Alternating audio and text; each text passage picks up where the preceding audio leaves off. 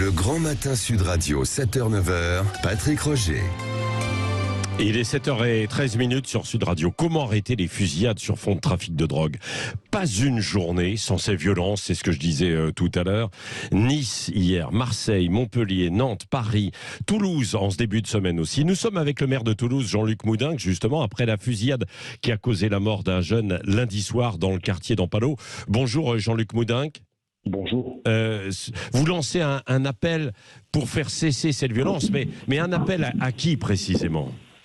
Vous savez, tout ce qui concerne la criminalité, les gangs, les réseaux de trafic de drogue, ce sont des choses qui sont traitées par la police nationale. Il faut lui donner davantage de moyens.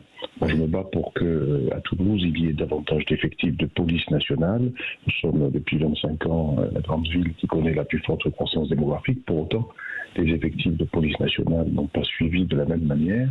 Et bien évidemment, lorsque on nomme de nouveaux policiers nationaux, qu'est-ce qu'il faut leur confier comme tâche? C'est pas moi à le définir, mais tout de même, il faut démanteler les réseaux, donc ça prend du temps, il faut faire des enquêtes, il faut recueillir beaucoup de témoignages, et donc il faut renforcer les moyens d'investigation de manière à identifier les personnes, les relations entre elles, et à pouvoir mettre à bas ces réseaux qui véritablement gangrènent des quartiers entiers.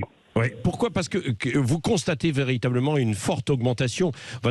C'est vrai que nous, les médias, les journalistes, et puis même évidemment lors d'enquêtes, on voit qu'il y a des fusillades qui éclatent de plus en plus, en fait, au grand jour partout. Et en profondeur, il y a aussi cette augmentation significative de la violence? Oui, vous savez, les fusillades, ce sont des règlements de compte entre bandes rivales. Souvent, lorsque la police nationale arrive à démanteler un réseau, vous avez une autre bande, un autre réseau qui essaie de conquérir le territoire, et c'est là où il y a des règlements de compte qui se traduisent par des drames. Souvent, ce sont des jeunes qui se sont laissés peu à peu entraîner dans le monde parallèle du trafic de drogue en pensant gagner de l'argent facilement plutôt que de travailler.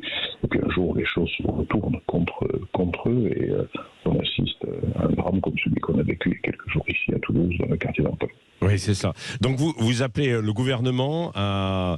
c'est ça, pour qu'il y ait ces renforts de police à Toulouse, mais également, est-ce qu'il peut y avoir un appel des maires des grandes villes au niveau national? Parce qu'on voit que ce n'est pas propre à certains quartiers toulousains. Je le disais en titre tout à l'heure, il n'y a pas une journée sans qu'on apprend qu'il y ait des fusillades dans ces quartiers des grandes villes.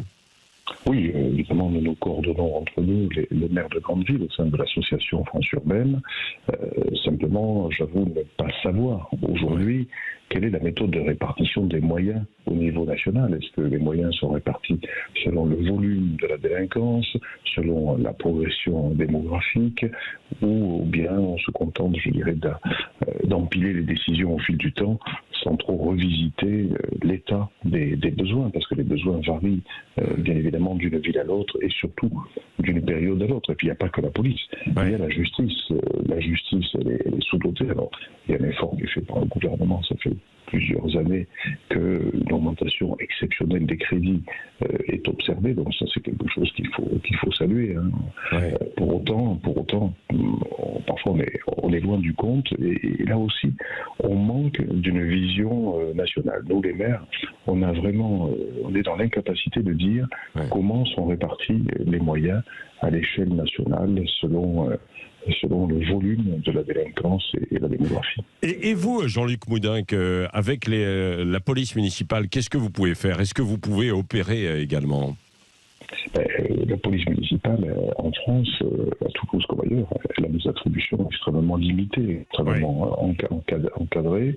Je pense qu'il y a certains sujets sur lesquels elle pourrait, parce qu'elle s'est beaucoup professionnalisée depuis une vingtaine d'années, je pense qu'elle pourrait prendre en charge un certain nombre de questions et soulager la police nationale pour que justement la police nationale se concentre sur la délinquance dure, sur les enquêtes, ce qui est son cœur de métier. La grande délinquance ne relève pas et n'a pas à relever de la police municipale, mais je pense que l'on peut travailler la complémentarité. Il y a eu il y a quelques années un projet de loi qui prévoyait de donner plus d'attributions aux polices municipales. Malheureusement, il a été censuré par le Conseil constitutionnel.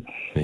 Je souhaite que le gouvernement reprenne un petit peu ce travail et que l'on progresse, parce que véritablement, on vit sur des textes qui sont très anciens et qui ne correspondent plus à la réalité de nos villes et de nos polices municipales.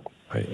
Merci pour cet appel, Jean-Luc Moudingue. Un mot, il y a une grève cette semaine dans les transports à Toulouse. Où en est-on là ? Il y a une grève, effectivement, elle est le fait d'une minorité. Le problème, c'est qu'elle provoque des perturbations importantes parce que justement, comme les organisateurs de la grève se savent minoritaires, au lieu de laisser la grève se faire spontanément, ils bloquent les dépôts, donc il y a des bus qui ne peuvent pas sortir. Ceci dit, la majorité d'agents ne fait pas grève, ce qui fait que le métro fonctionne, beaucoup de lignes de bus fonctionnent, le tramway fonctionne moins mais fonctionne aussi, donc on arrive à faire tourner le réseau, pas pleinement, c'est la vérité, mais tout de même les choses ne sont pas à l'arrêt complet. Merci Jean-Luc Moudingue, maire de Toulouse, d'être intervenu ce matin en direct sur Sud Radio, notamment donc sur ces fusillades qui ont lieu dans certains quartiers sur fond de trafic de drogue. 7h-9h, le grand matin Sud Radio.